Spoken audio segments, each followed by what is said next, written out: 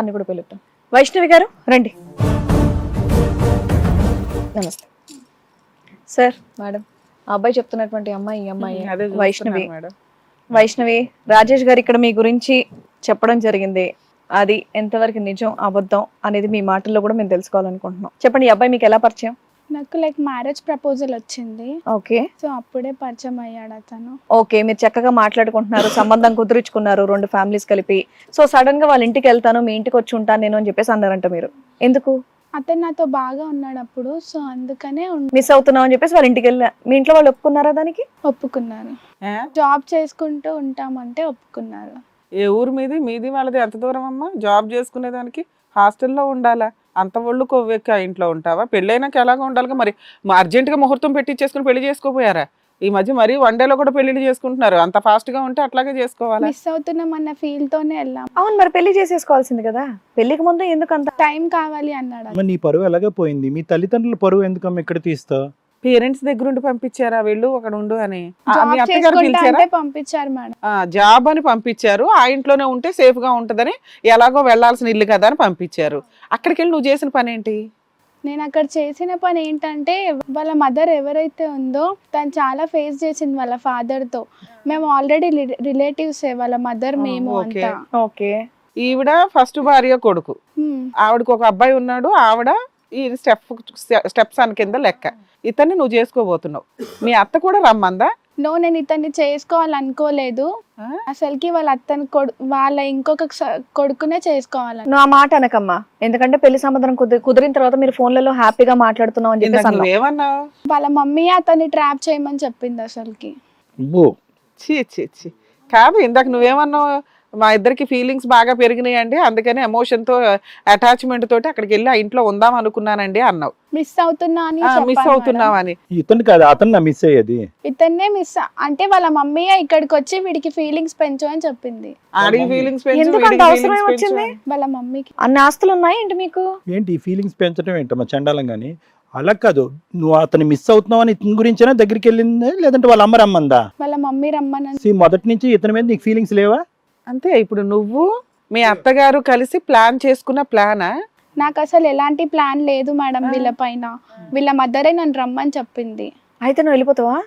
మీ అమ్మ ఎలా పంపించి? వాళ్ళ మమ్మీ చాలా ఫేస్ చేసింది వాళ్ళ ఫాదర్ తోని, సో అందుకే. ఆ కక్ష ఫాదర్ మీద చూసుకోవాలా? చదువుకున్న అమ్మాయివి, జాబ్ చేయడానికి వెళ్తున్నానని చెప్పేసి అన్నావు. ఆ మాత్రం కామన్ సెన్స్ లేదా? సరే చెప్పు, నెక్స్ట్ ఏమైంది? సరే కాదు, ఏం స్క్రిప్ట్ రాసింది మీ అత్తమ్మ, కాబోయే అత్తమ్మ ఏం రాసింది? ఇక్కడికి వచ్చి ఏం చేయమంది? ఇక్కడికి వచ్చి నాకు ఏం చేయమని చెప్పలేదు.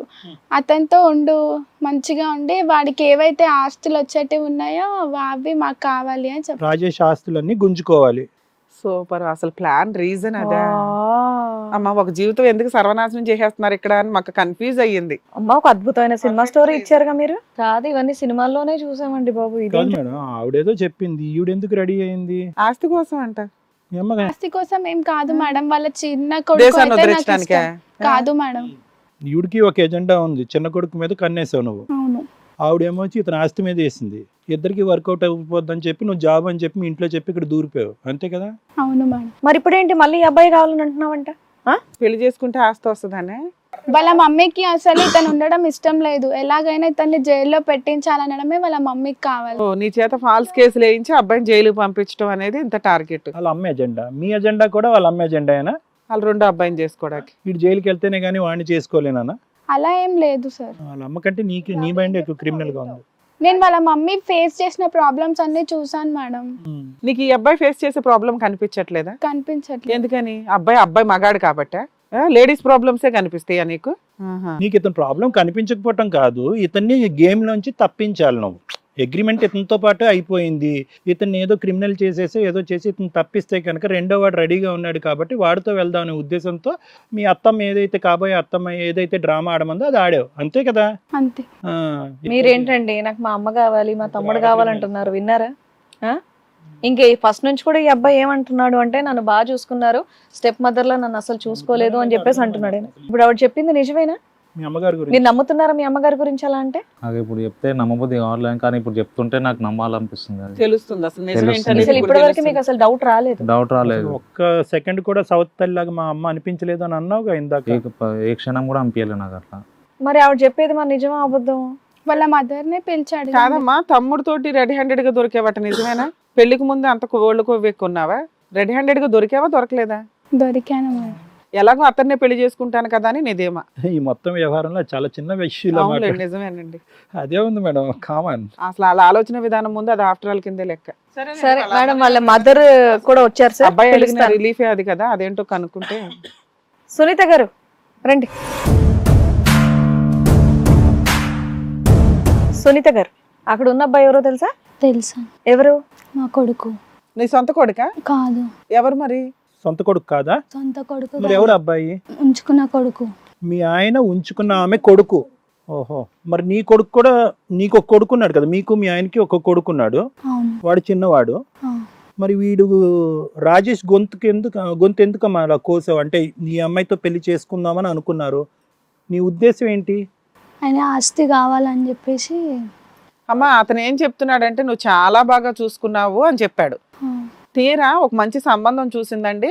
ఇలా అమ్మాయి 3 months నుంచి నాతో బాగా మాట్లాడింది, మా ఇంటికి వచ్చి ఒక 1 week ఉంటానంది.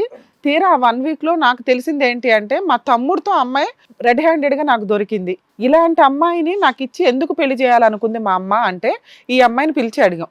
ఆ అమ్మాయి ఏమంటుంది, మా అత్త ఆస్తి కోసం అతన్ని ట్రాప్ చేయమందండి, నేను వాళ్ళ 2వ అబ్బాయిని ఇష్టపడ్డాను, ఆ 2వ అబ్బాయికి ఇచ్చే పెళ్లి చేస్తానంది, అందుకే నేను ఇతన్ని ట్రాప్ చేసి మాట్లాడాను అంటుంది. అతను గుండె పగిలిపోయి అతను అడుగుతున్నది ఏంటి, మా అమ్మ ఇట్లా ఎందుకు చేసిందండి, ఇప్పటిదాకా అలా లేనే లేదు, కొత్తగా ఇలా ఎందుకు చేసింది అంటే మాకు తెలిసిన విషయం ఇతని పేరు మీద ఉన్న ఆస్తి కోసం నువ్వు చేసావని, అంతేనా? అంతే. అమ్మో, ఆ అబ్బాయి అడుగుతున్నా సరే ఇప్పటివరకు మీరు ఏ సమాధానం చెప్పకుండా ఉన్నారు కాబట్టి ఆ అబ్బాయి ఇక్కడి వరకు రావాల్సి వచ్చింది, ఇక్కడన్నా సమాధానం దొరుకుతుంది అని. నాన్న విన్నావా? మీ అమ్మ నీ పేరు మీద ఉన్న ఆస్తి కోసం మీ అమ్మ మీ తమ్ముడు ఆ పిల్ల ఆడిన డ్రామా ఇది. ఎవరి దగ్గర ముచ్చులాగా సమాధానం చెప్పట్లేదు కదా, ఇక్కడ చెప్పింది విన్నావు కదా. ఆ తమ్ముడు కూడా పిలవండి, ఆ తమ్ముడు కూడా పిలిస్తే ఇప్పటి వరకు ఈ అమ్మాయి వైష్ణవి ఏదో కదలుతుందని అనుకున్నాం కానీ నెమ్మదిగా మాట్లాడేటటువంటి మీ తల్లి కూడా అబ్బో మహామేధావి. వద్దు సార్, ఇప్పుడు నేను ఏదున్నా నేను హ్యాపీగా ఫ్లీట్ చేసుకుంటా. ఇంకా నేను ఇక్కడ కూర్చున్నావు, ఏ విషయం పెట్టో చంపేలేదు నిన్ను. అసలు ఎందుకు అంత కక్ష ఎందుకండి ఆ అబ్బాయి మీద మీకు? అంత దారుణమే తల్లి. అమ్మ అమ్మ అనే పాత్రకి సెట్ అవుతారా మీరు? సరే, వాళ్ళ తమ్ముడు కూడా ఇక్కడే ఉన్నాడు సార్. మేడం పిలుస్తాను. బిట్టు రండి. బిట్టు, మీ అన్నయ్యతో నువ్వు చిన్నప్పటి నుండి బానే ఉన్నావా? రిలేషన్ బానే ఉందా? మరి అన్నయ్య కల మోసం చేయాలని ఎలా అనిపించిందబ్బా నీకు? అంటే నేను కావాలని చేయలే, మా అమ్మ చెప్తేనే చేశా. అమ్మ చెప్తే నీకు తప్ప రైట్ అనేది తెలీదా? చదువుకున్నావా నువ్వు? అంటే నాకు మా నాన్న అంటే ఇష్టం, మా నాన్నకంటే మా అమ్మ ఇంకా ఇష్టం. మా అమ్మ చెప్తేనే తన పక్కన వెళ్ళి పడుకున్నా, మా అమ్మ చెప్తే తన పెళ్లి కూడా చేసుకుంటా. అబ్బాయి ఏంటి అట్లా మాట్లాడుతున్నాడు? ఓహో, ఏమ్మా ఈ అబ్బాయి ఓకే. చిన్నప్పటి నుంచి ఎదగలేదా బ్రెయిన్? ఏమ్మా ఏమాయ్, ఈ పిల్లోడు నన్ను లవ్ చేసింది, నీకు బ్రెయిన్ ఉందా లేదా? వాళ్ళ మమ్మీ చెప్తేనే చేసా, మా ఇంట్లో వాళ్ళ చూసిన సంబంధం మేడం ఇది. ఏది 2వ అబ్బాయికి ఇచ్చి పెళ్లి చేస్తామని ఫస్ట్ అబ్బాయికి లైన్ అయ్యానా? అసలు లైన్ ఏమని చెప్పలేదు మేడం, వీళ్ళ మమ్మీ చెప్పింది. మీ అమ్మా నాన్న పిలవాల్సింది చంపల పగల కొట్టడానికి, ఓ ఆడపిల్ల జీవితం ఇలా పెడతారా అని. ఈ అబ్బాయితో అబ్బాయి పడుకోమంటే వాళ్ళ అమ్మ ఏదో చెప్పింది, నీకు బుద్ధి ఏమయ్యింది? ఇతను బాగున్నాడు, అతను బాగున్నాడు, ఇక్కడ ఆస్తి కూడా ఉంది, నువ్వు వెంటనే ఫ్లెట్ ఫిరాయించాలిగా. ఓహో, ఈ ప్లాన్ ఏంటి? ఈ అబ్బాయికి వాళ్ళంత ఆస్తుంది, మంచోడు, స్ట్రాంగ్ ఉన్నాడు, జాబ్ చేస్తున్నాడు, ఇతనికి లైన్ వేసి ఇతను పెళ్లి చేసుకుంటావా, ఆ అబ్బాయితో పడుకుంటావా వెళ్ళి? వాళ్ళ వెనకాల ఏముందని? వీళ్ళ మమ్మీ చాలా ప్రాబ్లమ్స్ ఫేస్ చేసింది అదే పాట పాడకలే గానీ ఉంది విషయం, ఏదో ఇంకోటి ఏదో ఉంది, లేకపోతే తను నాకే కావాలి. నీకేలే నాన్న, మేము ఎవరైనా తీసుకోవట్లే అమ్మాయిని, ఎవరికి ఇచ్చినా కూడా తీసుకోరా అమ్మాయిని. అతని వయసు ఎంత ఉంటుంది? లేదు, 2 years. 2 years తేడా. నీకటే నేను పుట్టినప్పటి నుంచి అమాయకుడేనా అతను? అంతేనా? ఆ మాట తీరు అదంతా కూడా అమాయకుడు? లేదు, నేను క్లెవర్. ఏంటమ్మా ఇప్పుడు కావాలా వాడు, ఆ క్లెవర్ గాడు కావాలి సార్. కావాలా? ఏది అలా ఉన్నా కూడా ఆ అబ్బాయికి మానసిక ఎదుగుదల లేదు, అంటే శారీరక ఎదుగుదల ఉంటే సరిపోద్దా మనకి? మా అమ్మ వాళ్ళు చెప్పిన సంబంధం కాబట్టి ఇంకా తప్పదు సార్ నాకు. మీ అమ్మగారు చెప్పిన సంబంధం, మీ అత్తగారికి పడిన కష్టం, ఎదురుగా ఉన్న ఆస్తి, ఈ ఆస్తి ఆ అబ్బాయి మీ అత్త కావాలి నీకు, అంతేగాని ఇంకా అసలు నీ నీతి నిజాయితీలు ఏంటి, సొసైటీలో ఎట్లా బతకాలి ఏంటి, మంచి మర్యాద, ఇవేమీ అవసరంలా మీకు కదా. అమ్మగారు చెప్పిన అంటుంది. అమ్మగారు ఇతను కదా చెప్పింది, రాజేష్ని కదా అన్నది.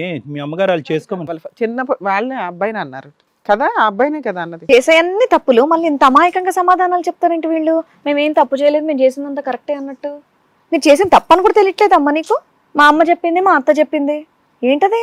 ఏం కాదు సార్, వీళ్ళ ప్లాన్ ఏంటంటే వాళ్ళ అమ్మ పడిన కష్టాలకి ఆవిడ ఇచ్చిన ప్లాన్ ఏంటంటే ఈ అబ్బాయిని బాగా చూస్తున్నాము, ఈ అబ్బాయి దగ్గర ఆస్తి అంతా రాయించేసుకొని మన ముగ్గురు ఉందాం అని బయట తరిమేసి అలా జైలుకి పంపించి, ఇది వీళ్ళ ప్లాన్. దీనికి వీళ్ళ అమ్మ ఈ పిల్ల సపోర్ట్ చేశారు. ఓహో ఈ ప్లాన్ ఏదో బాగుందని. అంతకంటే బంపర్ ప్లాన్ చెప్పనా, వీళ్ళందరిని వదిలిపడేసి అబ్బాయిని పెళ్లి చేసుకుని ఉంటే బాగా సెటిల్ అయ్యేదాన్ని. అన్ని పర్ఫెక్ట్గా ఉండే. నీ బ్రెయిన్, మీ ఆలోచన విధానమే మీ జీవితాన్ని సర్వనాశనం చేసింది. ఈ అబ్బాయిని చేసుకుంటే ఆస్తి డైరెక్ట్ గా వచ్చేది. నువ్వేమనుకున్నావు అంటే ఆస్తి అటు షిఫ్ట్ చేసి అతను చేసుకుందాం అని అనుకున్నావు. ఆవిడ పడిన కష్టాలకి ఆవిడకి అంత తెలివి ఉంటే వాళ్ళ అమ్మ అత్త చెప్పింది తప్పని చెప్పేసి చేసి ఉండేది కాదుగా. మనకు అంత విషయం లేదు కాబట్టి వాళ్ళు ఏం చెప్తారు చేస్తే ఉన్నావు. బుద్ధికి తగ్గ ప్రవర్తనలు మొత్తం అంతా కూడా తింగర్ ఫ్యామిలీ. ఏమో అనకూడదు కానీ మీ చిన్న అబ్బాయి అలా ఉన్నాడు, మీ పెద్ద అబ్బాయి మీ ఇద్దరిని చక్కగా చూసుకుంటున్నాడు.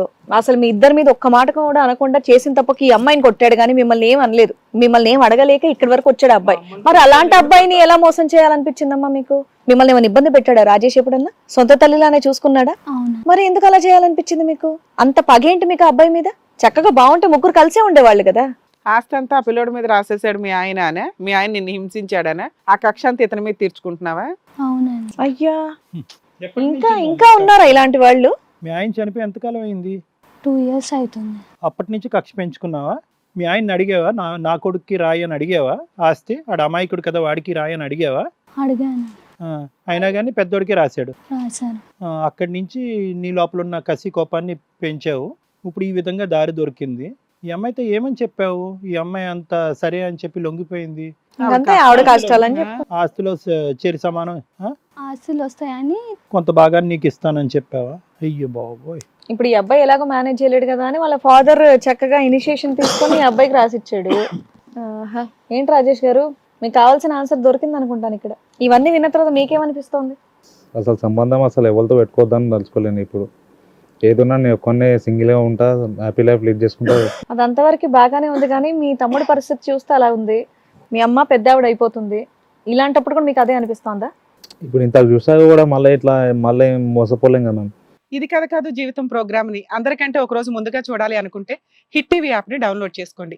ఇందులో మీరు మెచ్చే, మీకు నచ్చే కంటెంట్ సిద్ధంగా